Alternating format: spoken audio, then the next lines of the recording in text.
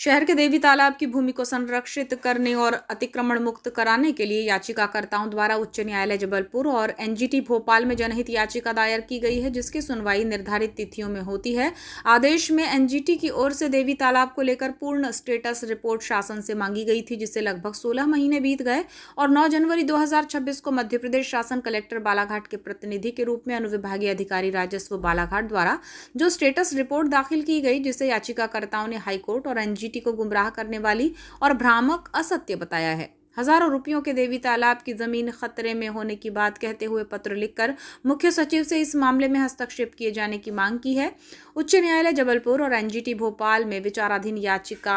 याचिकाकर्ताओं, जिनमें द्वारिकानाथ चौधरी, प्रदीप परांजपे, राम मोटवानी, पीएल पूछिया और नगर के नागरिक वसंत पटेल ने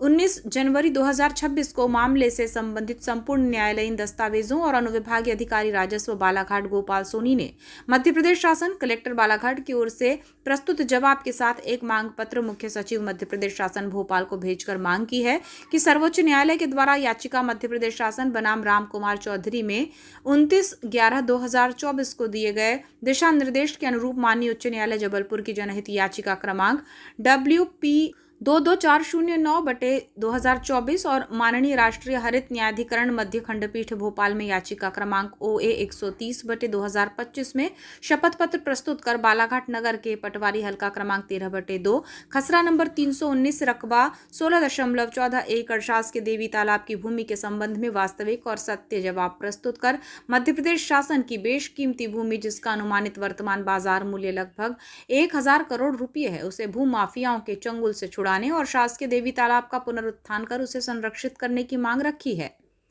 याचिका के संबंध में बताया गया कि तत्कालीन तहसीलदार द्वारा शासकीय देवी तालाब के मालिकाना हक में प्राप्त शिकायत के संबंध में की गई जांच के प्रतिवेदन के आधार पर की गई थी। जांच प्रतिवेदन तत्कालीन तहसीलदार रामबाबू देवांगन के द्वारा 26 फरवरी 2020 को तत्कालीन कलेक्टर को भेजकर यह अनुशंसा की थी। शासकीय देवी तालाब की भूमि, जिसका खसरा नंबर 319 रकबा 16.14 एकड़ है, इसके वर्तमान राजस्व अभिलेखों में 123 बटांकन हो चुके हैं, जिसमें से 2 को छोड़कर शेष 121 बटांकन में शासन का नाम दर्ज करना उचित होगा। लेकिन तत्कालीन कलेक्टर के राजस्व अभिलेखों में त्रुटि सुधार न करते हुए शासकीय भूमि पर शासन का नाम दर्ज नहीं किया गया, जिसके कारण उच्च न्यायालय में जनहित याचिका प्रस्तुत करनी पड़ी। बताया गया कि पूर्व मालगुजार के वारसानों और ऋषभ डेवलपर्स के भागीदारों द्वारा राजस्व अभिलेखों में निजी हक में दर्ज कर मध्य प्रदेश शासन की लगभग 1000 करोड़ रुपये की बेशकीमती जमीन की अफरा तफरी कर ली है। खसरा नंबर 319 की 16.14 एकड़ भूमि में से 1 और